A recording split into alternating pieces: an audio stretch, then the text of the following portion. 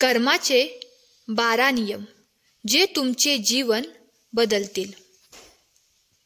महान कायदा. आपण जे काही विश्वात टाकतो ते आपल्याकडे परत येईल. सृष्टीचा नियम.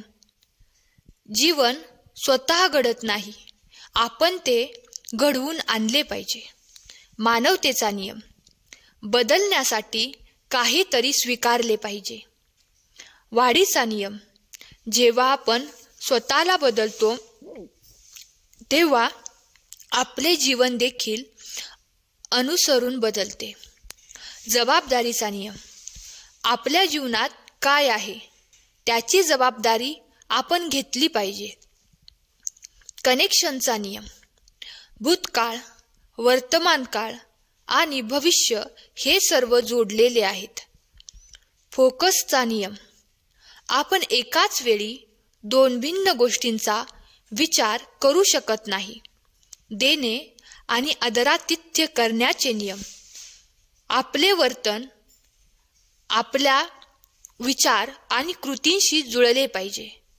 गेलेली वेळ पुन्हा येऊ शकत नाही, त्यामुळे प्रयत्न चालू करा.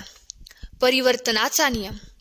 जोपर्यंत आपण त्यातून शिकत नाही आणि बदल किंवा मार्ग घेत नाही तोपर्यंत इतिहासाची पुनरावृत्ती होते.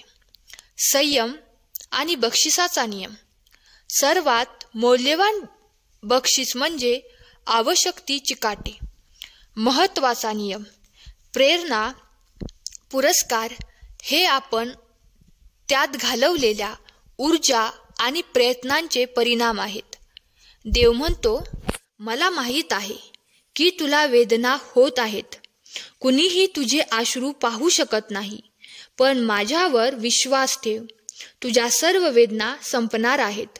देव म्हणतो, माझ्यावर विश्वास ठेव. एक दिवस तू माझ्यावरील विश्वास गमावला नाहीस याचा तुला अभिमान वाटेल.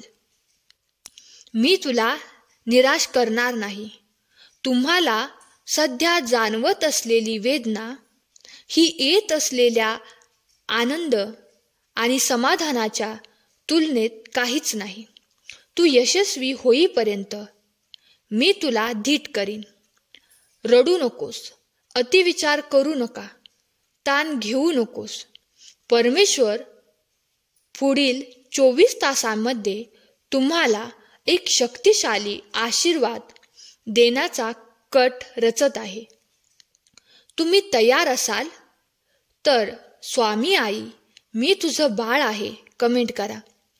प्रकाशात देवावर विश्वास ठेवणे म्हणजे काहीच नाही, तर अंधारात त्याच्यावर विश्वास ठेवणे म्हणजे विश्वास. जर तुम्ही तुमचे पाय हलवण्यास तयार नसाल तर देवाला तुमच्या पावलांचे मार्गदर्शन करण्यास सांगू नका. तुम्ही सहमत असाल तर आत्ताच हा व्हिडिओ लाईक करा. भक्ती मार्गाच्या एका विशिष्ट टप्प्यावर भक्ताला भगवंताच्या रूपात समाधान मिळते आणि दुसऱ्या टप्प्यावर त्याशिवाय भगवंतात समाधान मिळते. अपघाताने काहीही होत नाही. देव तुम्हाला मोठ्या गोष्टींसाठी तयार करत आहे. तुम्ही सहमत असाल तर गॉड इज ग्रेट कमेंट करा. देव म्हणतो, जर तुम्ही हे वाचत असाल तर हे स्पष्ट लक्षण आहे की तुमच्यासोबत काही प्रकारचे चमत्कार घडतील. या आठवड्यात तुम्ही काहीतरी प्रकट कराल ज्याची तुम्ही वाट पाहत होतात. तुम्ही तयार असाल तर होय कमेंट करा. श्री स्वामी समर्थ. स्वामी तुमच्या सर्व चांगल्या इच्छा पूर्ण करू देत. तुमची प्रत्येक दुःखातून सुटका करून नेहमीच तुम्हाला आनंदात आणि हसत खेळत ठेवू देत. हीच स्वामींचरणी मनापासून प्रार्थना. श्री स्वामी समर्थ. जय जय स्वामी समर्थ. धन्यवाद.